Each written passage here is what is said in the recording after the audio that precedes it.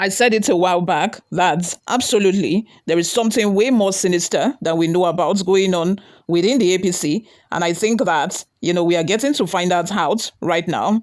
With all of these defections that have been happening from PDP to APC, from Labour Party to APC, a lot of people have been asking, like, what's going on? Hey, what's going on here? What is it exactly? Although we know that back in 2023, during the electioneering period, Oshiomhole said categorically that if you want to avoid the FCC, if you want to avoid any corruption allegation, just defect to the ruling party. That was when he was a chairman of APC. He was a chairman of a party then. He said, come to the safe haven. Once you defect, you are safe from all prosecution. Even if you have a case in court, you are free. And I think that probably these people who are defecting have now been offered that opportunity, that they have been offered money. In addition, that when you come to our party, those are the things you enjoy, which is why we are seeing this incessant defection. This is not the first time that we are seeing other people face crises. This crisis is not a new thing when it comes to political parties. But what is different now is the number of people that are now defecting from these opposition party to the ruling party. And a lot of people have accused Ganduchi and Tinubu, saying that they are working towards a one-party system, just like China. And I'm here thinking, hey, is this not dangerous? Hey, this is very dangerous, so my people. Before we delve right into the details of today's news, if this is your first time here or you have not subscribed to this channel, what are you doing? Please go ahead and subscribe, hit the like button. That way we're encouraged to keep giving you more reliable and authentic news. And YouTube will be able to recommend this video to other YouTube viewers all around the world. Lastly, please leave your opinions in the comment section below. I respond to all of my comments. Speculations are that there are ambitious commitments by the presidency and the national leadership of All Progressive Congress APC, which include offering automatic tickets and contracts to individuals joining the ruling party. The lofty promises are said to be among the factors influencing legislators, senior elected officials and leaders from other political parties, including the People's Democratic Party (PDP), to switch their allegiance to the ruling party. In recent months, the political scene in Nigeria has experienced a significant shift, with notable opposition leaders defecting to the APC during President Bola Ahmed Tinubu's administration, which is still in its early stages. While these defections are often framed as aligning with national development objectives or ideological compatibility, many analysts suggest that the underlying motivation is the allure of guaranteed candidacies for upcoming elections and access to lucrative government contracts influenced by the presidency. Although in many cases, the defectors attribute their departure from their political party to internal conflicts within the party, which had previously supported their rise to power, it is observed that the promises of gubernatorial or legislative positions in the 2027 election, along with substantial contract opportunities that enhance their economic and political influence in their respective areas, is the core reason for their mass defections. Political analysts have observed that the situation implies that these politicians are not merely motivated by a shared vision for Nigerians' advancement, but rather by strategic decisions aimed at securing their political futures and financial benefits. The concerns have been heightened by the perception that, in light of the significant economic challenges following President Tinubu's removal of a fuel subsidy and the Naira's devaluation, coupled with the deteriorating security situation, opposition leaders would unite to provide Nigerians with a credible alternative for the upcoming 2027 general elections. However, rather than bolstering the coalition efforts led by former Vice President and 2023 People's Democratic Party (PDP) presidential candidate Atiku Abubakar, the situation has unfolded quite differently. In addition to the defection of former Kaduna State Governor Nasir El-Rufai and a few others from the ruling APC to the Social Democratic Party (SDP), which is being considered as a potential platform for the coalition, the APC has been experiencing a significant influx of defections from the PDP and other opposition parties. This wave of defections has significantly impacted the political landscape, with the current governor having joined the APC and others reportedly contemplating their next moves. Furthermore, numerous legislators at both national and state levels have transitioned to the APC, while the ranks of former governors, deputies, and ex-legislators continue to grow. Beyond merely highlighting the issues within their parties, sources according to Daily Trust have indicated that some defectors were allegedly enticed with attractive offers to make the switch. The underlying goal, as per the sources, is to enhance President Tinubu's prospects for re-election in 2027. There are also claims that substantial funds are being distributed to opposition politicians, particularly those in the those in the Senate and House of Representatives, to encourage them to switch alliances to the APC. This accusation extends to influential politicians within their constituencies, even if they do not hold any official political positions, whether elected or appointed. These claims, however, could not be confirmed as of the time of compiling these reports, as the presidency, the APC, and the defectors have all refuted the allegations. In addition to the purported financial incentives, there are claims that many legislators who have defected have been promised automatic nominations to return to the National Assembly in 2027, regardless of their tenure or performance in office. It is believed that similar offers have been extended to certain first-term governors from opposition parties.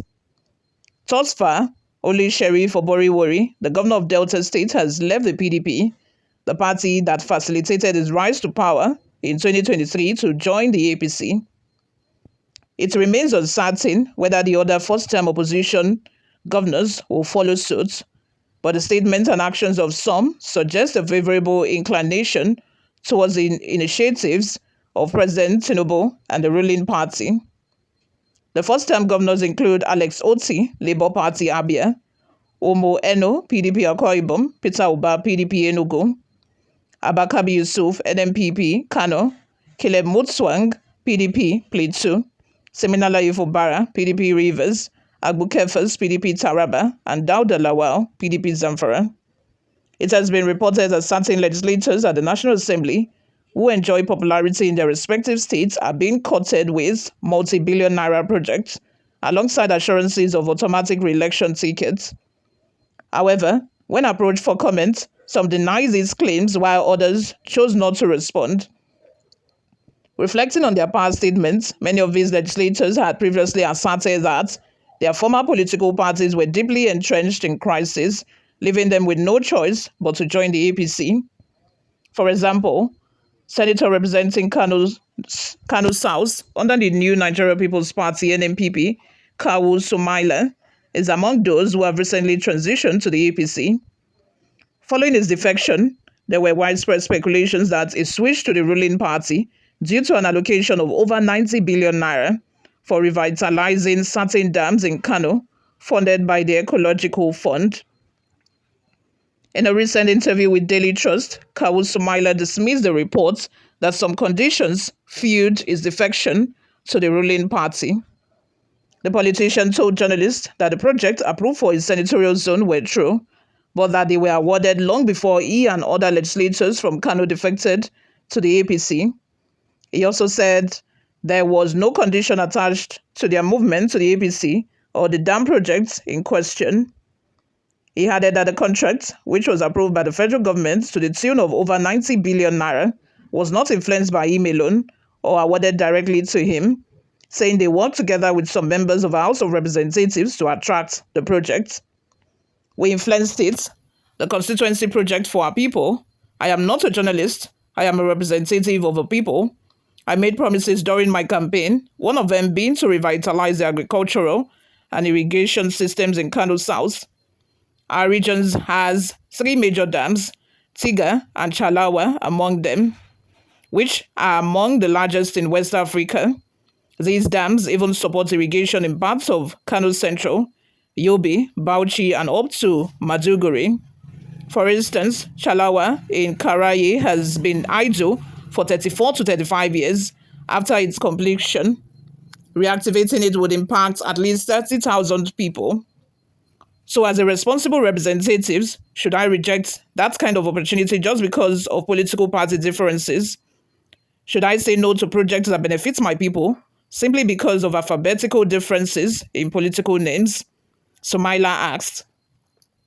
In Katsina State, the only 3 members of the House of Representatives elected on the platform of opposition PDP have defected to the ruling APC. They are Honorable Salisu Yusuf Majugiri, representing Mashi Dutsi Federal Constituency, Abdullahi Balarabe, representing Bakori Danja, and Honorable Aliyu Iyasu, representing Basari Safana Damusa Federal Constituency. However, according to Daily Trust, both Dabais and Iyasu could not be reached for response on the allegation that either financial inducement, contracts, or automatic tickets influenced them. During a phone conversation with the media, Honorable Majiri said he was about to collect his APC membership card at his political ward and could not respond to the inquiry by journalists. However, a former PDP ward chairman, Manawa Ward of Basari local government area of Katsina State, Sani Mohammed, popularly known as I Know, told newsmen that he dropped his leadership position in the APC and defected with his house member. Actually, he, Honorable Iyasu, defected to the APC before even consulting us, but the moment he called me to intimate me about the move, I decided to move with him, so I defected also. It is indeed a crisis in the PDP, especially in Katsina, that forced him to leave. He is not the kind of person who likes crisis. We have not heard of any inducement, but we know that the APC were calling them to join them.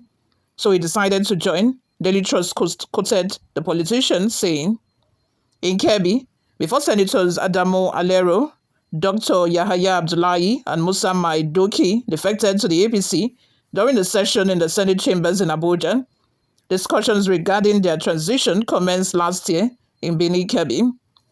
Senator Alero had appointed several prominent political associates, deemed as loyal supporters, to negotiate with the APC-led administration under Governor Nasir Idris concerning the proposed distribution of elective and appointive positions. The delegation, headed by his younger brother, Alhaji Abba Alero, convened with Governor Idris and other senior APC officials at the Government House chambers in Bini Kebbi to deliberate on the terms of their shift to the ruling party. Following the meeting, Abba Alero stated that they were summoned for a private discussion and the public would be updated on any subsequent decisions. He said, and I quote, "We, the supporters of Senator Alero, were summoned to a friendly discussion with His Excellency, Governor Idris, which we obliged. We sought for a time to return to our constituency for further consultation with our grassroots supporters before deciding on the best course of action." Dr. Yahaya Abdullahi has served in the Senate since 2015.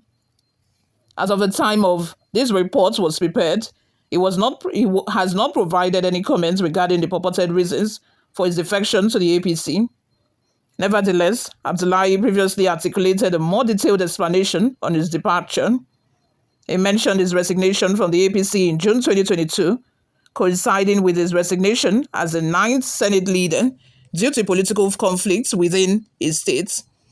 It stated that these conflicts have now been addressed under the current leadership of the Kebbi governor. For me, this is a homecoming. It is also politically imperative that I join President Bola Tinubu, he added. In Zamfara, there are allegations that the likes of Senator Ikra Bilbis, who represents Zamfara Central in the 10th National Assembly on the platform of the People's Democratic Party, PDP, would defect. However, Senator Bilbis, while interacting recently with journalists, debunked the claim, even though he admitted that he had succeeded in attracting projects to his people under the Tinubu administration. "I am not one of them defectors. I'm not thinking about that. That's not my priority," he said. When asked if he had attracted any project to his senatorial district, he said, "Of course, have you forgotten? Recently, my bill was passed. It has gone through all the legislative processes from the Senate to the House of Representatives, and Mr. President has even assented to the bill. That is the establishment of a Federal University of Health, Science and Technology." But when told that there were allegations that these are some of the things that the president is using to induce senators, he said no. To be honest with you, to be fair to him, he has not even seen me. Rep. Adamu Tanko, who represents Suleja Gurara Tafa in Niger State and recently switched from the PDP to APC, firmly stated that he was not offered any incentive for his defection. He emphasized that his decision was based solely on his personal beliefs and what he deemed best for his constituents. Recall that in March 2025, Representative Tanko transitioned alongside Representative Hussaini Mohammed Jallo from Kaduna State, who also joined the APC. In a telephone interview with Daily Trust on Sunday, he reiterated there was no promise of anything, there was none. Likewise, the senator representing Kaura Federal Constituency in Kaduna State, Donatus Matthew, who left the Labour Party for the APC in February, also refuted claims suggesting he was lured with an automatic ticket or other benefits. He characterized such reports as mere political rumors and advised a reporter to contact the APC leadership for clarification on any alleged promises. Please ask the leadership of the APC. That is the best place to get the answer to what you're asking. Thank you, he said. It will be recalled that at last week, 30 members of the House have defected since the inauguration of the 10th Assembly. Out of the 30 that defected, 27 left the PDP, Labour Party, African Democratic Congress, ADC, and the NNPP and joined the ruling APC, while one left Labour Party and joined PDP, two left Labour Party and joined ABGA. In light of the criticism following a wave of defections, especially concerns regarding the emergence of a one-party state, Senate leader Opeyemi Bamidele refuted allegations that the APC was pressuring or incentivizing opposition lawmakers to switch parties. Bamidele maintained that these decisions were made freely and were driven by a commitment to national unity. He characterized the senator's defections as a patriotic act and an essential measure for creating a united front to tackle Nigerians' escalating economic and security issues. This is a time for all of us to work together to take Nigeria to the next level, he stated, urging political actors to eschew grandstanding and focus on collaborative governance. Bamidele also pushed back against the narrative that the APC was plotting a one-party state, maintaining that the defections should rather be seen as an alignment of political forces towards a government of national unity, not an attempt to suffocate the opposition.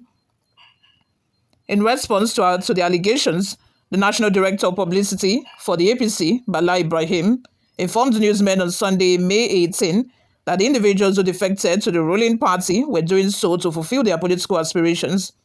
He noted that those defectors believe they could not attain their goals within their previous parties, emphasizing that the APC has acted appropriately by offering them a platform for success.